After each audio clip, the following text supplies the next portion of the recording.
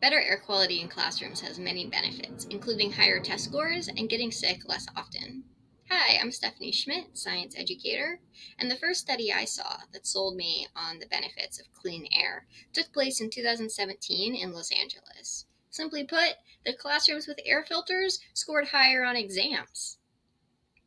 Kinda cool, but why is that? The answer in this case was pollution. But the main reason that I donate air filters to schools is to reduce the spread of COVID. I'm less concerned about the immediate effects of COVID infection, as I am the long term consequences, which can be quite severe, even in children and teens, and even after a mild infection. Everyone is at risk for organ damage and immune system damage, which is painless and may take years to manifest. Let's examine some studies to see the extent of the damage COVID can cause in the long term.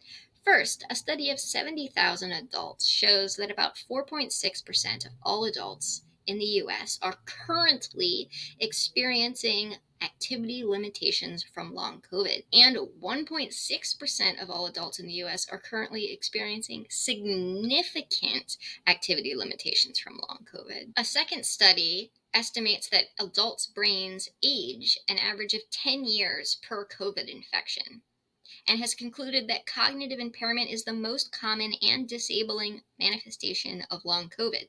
Is everybody truly at risk, or did people with long COVID have some sort of genetic vulnerability? Well, firefighters are generally in great health, and yet it takes 300 days on average for their lung capacity to return to normal after a COVID infection. That's almost a year. All right, what about kids specifically? MRI imaging shows lung damage in children and teens, both in those with long COVID and those with full recovery. Finally, a study with 80,000 children found that the overall prevalence of long COVID is 25% for any long COVID symptoms and 6% for cognitive impairment. The overall prevalence of long COVID in kids and teens is 25% per infection. 25% per infection. So every time you get COVID, you have a 25% chance of getting long COVID. Every time. If you remember your statistics and probability just a little bit, you'll know that if you keep getting COVID, eventually you're going to get long COVID. Reducing the spread of COVID in schools is crucial for our kids' health, but it would also decrease the magnitude of the pandemic as a whole, since 70% of household COVID spread starts with a child. How much do air filters help? It depends on the quality of the ventilation, which is quantified by the number of air changes per hour, ACH. More air filters, higher ACH, less airborne transmission. Using one of the air filters I donate in a regular 600 square foot classroom gives us an ACH of 5, which corresponds to a 75% decrease in transmission. Where did I get these numbers? There was a great study of 10,000 classrooms in Italy that tracked the COVID transmission in the classrooms with air filters and the classrooms without air filters, and they measured the ACH in each of these scenarios. This brings me to part 2. How do you use your air filter? Well, the most important part is to keep your air filter on.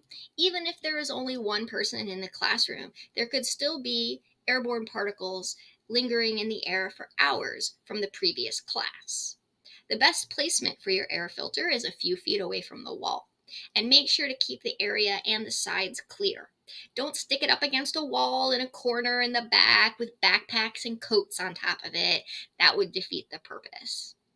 By the way, opening a window can also help increase ventilation. Just because you have an air filter on doesn't mean you should keep the windows closed. You can keep the air filter on and open the windows, and that will increase the ventilation even further. So far, we've talked about the fact that COVID is a serious pathogen threatening long-term disability. More on this in future videos. 70% of household spread starts with a child, and effective ventilation in classrooms can reduce COVID transmission significantly. Hopefully, we now agree that clean air in classrooms should be a priority.